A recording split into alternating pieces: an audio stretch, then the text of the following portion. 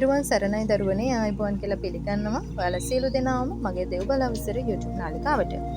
අද මම කතා කරන්න යන්නේ දරුවනේ සිහිවරම සම්බන්ධව දැනට සමාජයේ තියෙන වැරදි මත කීපයක් ගැන.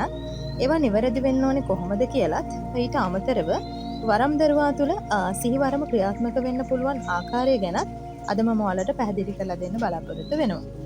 ඔයාලට ඇහිලා ඇති දරුවනේ එක මතයක් තියෙනවා.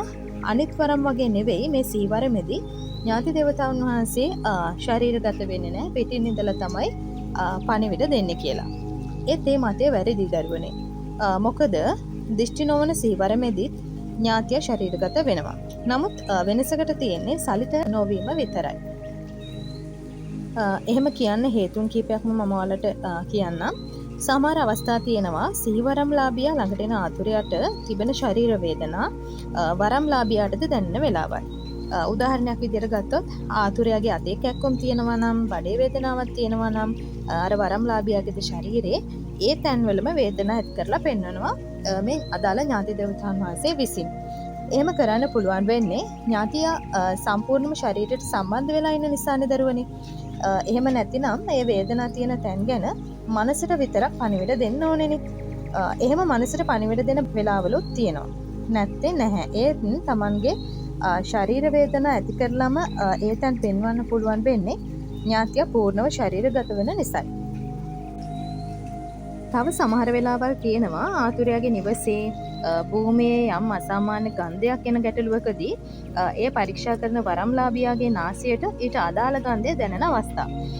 අපි ඔය කියන්නේ പ്രേත ගඳ, අසුචි ගඳ, සතෙක් මැරිලා කුණු වෙන ගඳ වගේ ඒවා ගැන. ඒ ගඳ මොකක්ද කියලා ඒ සිහිවරම්ලාභියාගේ නාසයට දැනෙන වෙලාවල් තියෙනවා. ඒ කියන්නේ එම ඥාතියා මනසට විතරක් නෙවෙයි නාසයටද සම්බන්ධ වෙලා කියන එකනේ දරුවනේ. සම්බන්ධ වෙන්නේ මනසට විතරයි නම් ඒ ගඳ මොකක්ද කියලා මනසට විතරයිනේ වචන වලින් පැහැදිලි කිරීම වෙන්න ඕනේ. ඒ වගේම තමයි දරුවනේ නේත්‍රාවසර, මුඛාවසර, මුද්‍රා තැබීම් වගේ දේවල් උනත් ඉබේ සිද්ධ වෙන්නේ. ඥාතියා ඒ තැන් වලට සම්බන්ධ වෙන නිසායි. ඒකයි සමහර අයට සලිත නොවන සීවරම තුළදීත් භාෂාව හොඳින් කතා කරන්න පුළුවන් වෙන්නේ. එතනදී ඥාතියා මනසට දුන් වචන දරුවා විසින් යලි කීමක් නෙමෙයිනි වෙන්නේ. අනික තමයි දරුවනේ සිහිවරම තුළදී කරන දෙහි කැපීම් වගේ දේවල් වලදී සමහර වෙලාවට ගෙරය අවශ්‍ය තැනට ඇදගෙන යන්න දැන් කපන්න වගේ කරුණු මනසට දුන්නත් සමහර වෙලාවල් වලදී ඉබේම ගෙරේ අදාළ තැනට ඇදගෙන යාම සහ අවශ්‍ය වෙලාවෙදී දෙහි ගෙඩිය කැපීම කියන දේ ඉබේම සිද්ධ වෙනවා. ඒකෙනුත් පැහැදිලි වෙනවා පූර්ණ දිෂ්ටියට ආවේ නැති වුණාට ඥාති දේවතාවුන් වහන්සේ වරම් දරුවගේ ශරීරයට පූර්ණව සම්බන්ධ වෙලා තියෙන්නේ කියලා. හැබැයි දරුවනේ මම මේ කිව්වේ ශරීර හිර සියල්ලම හොඳින් කපා නිවැරදිව වරම් සකසාගත් වරම්ලාභියෙකුගේ සිහිවරමක් වැඩ කරන විදිය. ඒ වගේම දරුවනේ කියන්න ඕනේ යම් යම් හිර ඉතුරු වෙලා තිබුණොත් නම් මනසට විතරක් පණිවිඩ දෙන්න පුළුවන්. සමහර විට එහෙම වෙලාවල් වලදී වෙන්න ඇති ඒ අය හිතන්නේ සිහිවරමේදී ඥාතියා ශරීරගත වෙන්නේ නැහැ, පිට ඉඳලා තමයි පණිවිඩ දෙන්නේ කියලා. ඔය සමහර අවස්ථා තියෙනවනේ දරුවනේ අනිත් ඔක්කොම අවසර වැඩ ඒත් නේත්‍ර හිර තියෙනවා.